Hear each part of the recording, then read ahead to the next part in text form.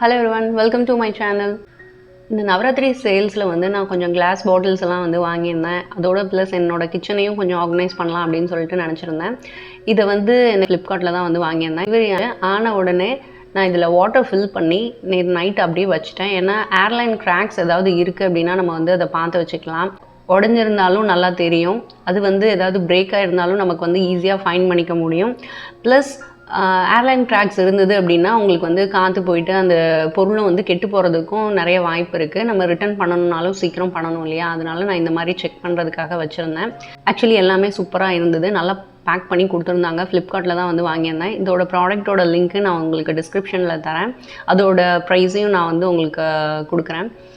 இதை வந்து நான் நைட்டே எல்லாமே செக் பண்ணி வச்சிட்டதுனால மார்னிங் எல்லாத்தையும் கீழே அந்த தண்ணியெல்லாம் ஊற்றிட்டு க்ளீன் பண்ணி கொஞ்சம் நல்லா வெயிலில் காய வச்சுட்டு பொருளெல்லாம் போட்டு வச்சுட்டு நம்ம கொஞ்சம் ஆர்கனைஸ் பண்ணலாம் அப்படின்னு சொல்லிட்டு டிசைட் பண்ணியிருந்தேன். ஸோ ஒரு 5 o'clock எழுந்திரிச்சு கொஞ்சம் வேலையெல்லாம் ஸ்டார்ட் பண்ணிட்டேன். நான் பசங்களுக்கும் லீவாக இருந்தது. அவங்க எந்திரிச்சிட்டாங்கன்னா எனக்கு கொஞ்சம் வேலையெல்லாம் செய்கிறதுக்கு கொஞ்சம் கஷ்டமாக இருக்கும். அப்படி இருந்தும் என் பையன் வந்து சின்ன பையன் எந்திரிச்சிட்டான்.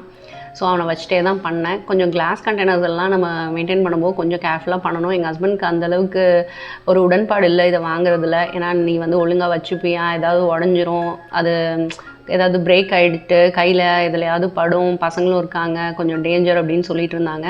இருந்தாலும் இல்லை நான் கொஞ்சம் நல்லா வச்சுப்பேன் அப்படின்னு சொல்லிட்டு நான் சொல்லிகிட்டு இருந்தேன். ஸோ சீப்பாக தான் இருந்தது. இருந்தாலும் நம்ம வந்து டக்குன்னு எல்லா ப்ராடக்ட்டும் வாங்குறதுக்கு பதிலாக ஒரு செட் வந்து ஃபஸ்ட்டு வாங்கி பார்க்குறது ரொம்ப நல்லது. கொஞ்சம் அமௌண்ட்டும் நமக்கு வந்து பார்த்து செலவு பண்ணலாம். ப்ளஸ் நமக்கு அது எப்படி இருக்குங்கிறது ஒரு ரியல் ரிவ்யூவும் நம்மளால் பார்க்க முடியும். ஆன்லைனில் என்ன தான் ரிவ்யூ பார்த்தாலும் நம்ம எக்ஸ்பீரியன்ஸ் பண்ணுற மாதிரி வராது. கொஞ்சம் சீக்கிரமே இதெல்லாம் ட்ரை ஆகணுங்கிறதுக்காக நான் கொஞ்சம் எல்லாமே தொடச்சிட்டு தான் வெயிலில் வந்து காய வச்சேன்.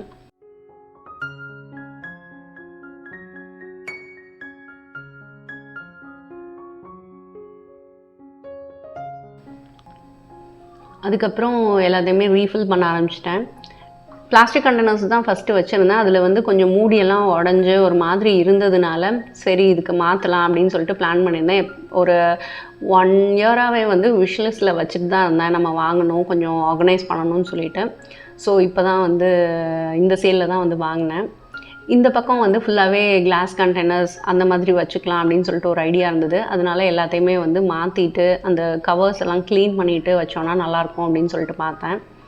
ஆக்சுவலி நவராத்திரிக்கு முன்னாடியே பண்ணணும்னு நினச்சேன் க்ளீனிங் ஒர்க்கை. பட் என்னால் பண்ண முடியல. அந்த டைமில் கொஞ்சம் பிஸியாக இருந்தனால சரி நவராத்திரி லீவ்லேயே ஸ்டார்ட் பண்ணிக்கலான்னு சொல்லிட்டு இப்போ தான் எல்லாத்தையுமே ஸ்டார்ட் பண்ணேன்.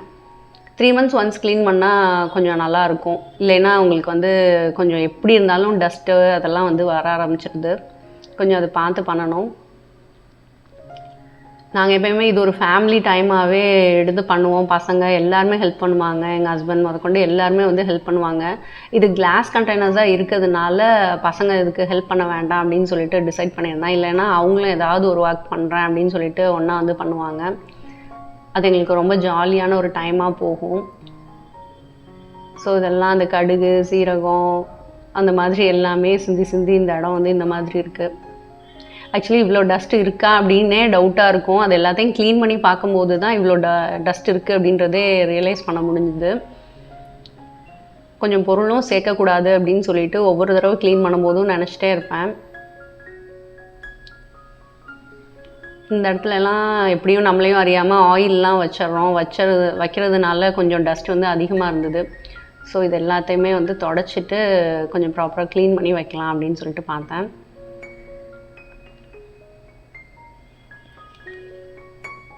எப்போயுமே கிச்சனில் ஒரு ரேடியோ ப்ளே ஆகிட்டே இருக்கும். ஸோ அந்த பாட்டு கேட்டுகிட்டே நம்ம செய்கிறது இதுவே ஒரு நல்ல ஒரு தெரப்பி மாதிரி, ஒரு மெடிடேஷன் மாதிரி தான் இருக்கும். நம்ம வீடை க்ளீன் பண்ணிட்டோம் அப்படின்ற ஒரு திருப்தியும் நமக்கு வந்து இருக்கும். ஸோ என்றைக்கு எனர்ஜி வந்து ரொம்ப ஹையாக இருக்கோ, டைம் என்றைக்கு நிறையா இருக்கோ அந்த டைமில் தான் எடுத்து நான் இது வந்து செய்வேன்.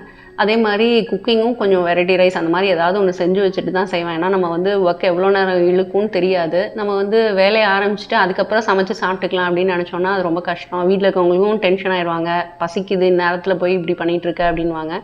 அதனால மார்னிங் கொஞ்சம் பிரேக்ஃபாஸ்ட் வந்து பார்த்திங்கன்னா கஞ்சி தான் ரெடி பண்ணியிருந்தேன். சாத கஞ்சி தான்.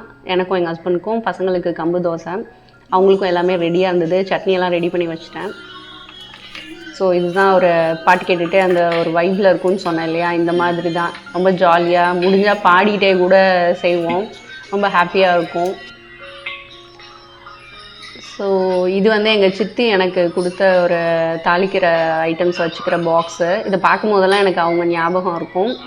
நமக்கு வந்து ஒரு பொருள் நம்ம காசு கொடுத்து வாங்குறத விட இந்த மாதிரி ஒருத்தவங்க கொடுத்து அவங்களோட மெமரிஸும் இதில் இருக்கும்போது ரொம்ப நல்லாயிருக்கும். எங்கள் பாட்டியோட சில ஐட்டம்ஸ் எல்லாம் கூட எங்கிட்ட இருக்குது. ஸோ அதெல்லாம் பார்க்கும்போது அவங்க ஞாபகம் வரும். அந்த பொருள் பழசாகவே இருந்தால் கூட அதில் ஒரு வேல்யூ இருக்குது அப்படின்னு சொல்லிட்டு நினைப்பேன். ஸோ இந்த மாதிரி தான் நான் வந்து ஆர்கனைஸ் பண்ணி வச்சுருக்கேன். ஸோ இதெல்லாம் எடுத்துக்க வேண்டிய உணவுப் பொருள் இல்லையா, ஏன்னா பல்சஸ் வந்து கண்டிப்பாக சாப்பிடணும், ப்ரோட்டீன் வந்து ரிச்சான ஃபுட் இதெல்லாம். ஸோ இதெல்லாம் இப்படி கண்ணுக்கு தெரிகிற மாதிரி வச்சோம் அப்படின்னா கண்டிப்பாக அதை வந்து நம்ம எடுக்கணும்னு சொல்லிட்டு எடுப்போம். அதுக்காகவே நான் வந்து ஸ்பெசிஃபிக்காக இந்த ஐட்டம்ஸ் தான் வைக்கணும் அப்படின்னு சொல்லிட்டு பிளான் பண்ணி வச்சேன். கீழே வந்து பார்த்திங்கன்னா ஒரு பாக்ஸ் வந்து வச்சுருக்கேன்.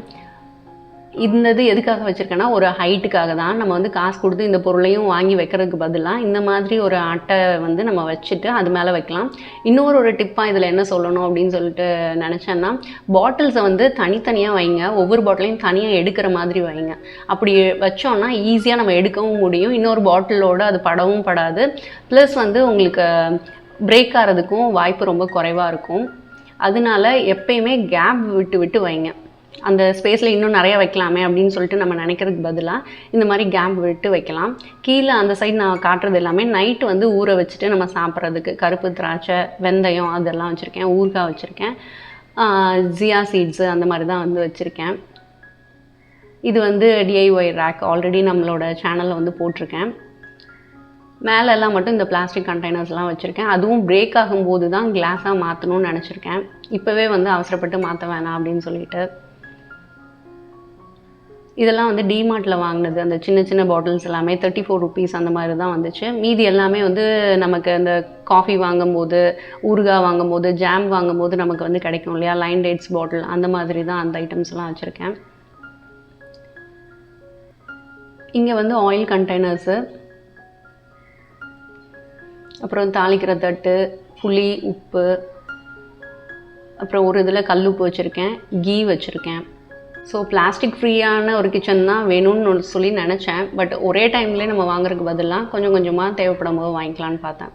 நீங்கள் என்ன நினைக்கிறீங்க? உங்கள் கிச்சனில் வந்து பாட்டில்ஸ் அதிகமாக இருக்கா, இல்லை பிளாஸ்டிக் கண்டெய்னர்ஸ் அதிகமாக இருக்கா? நீங்கள் வந்து எதை வந்து ப்ரிஃபர் பண்ணுறீங்க அப்படின்னு சொல்லிட்டு கமெண்ட் பாக்ஸில் வந்து போடுங்க. இந்த வீடியோ உங்களுக்கு பிடிச்சிருக்கும்னு நினைக்கிறேன். நெக்ஸ்ட் வீடியோவில் உங்களை மீட் பண்ணுறேன். தேங்க்யூ, பாய்.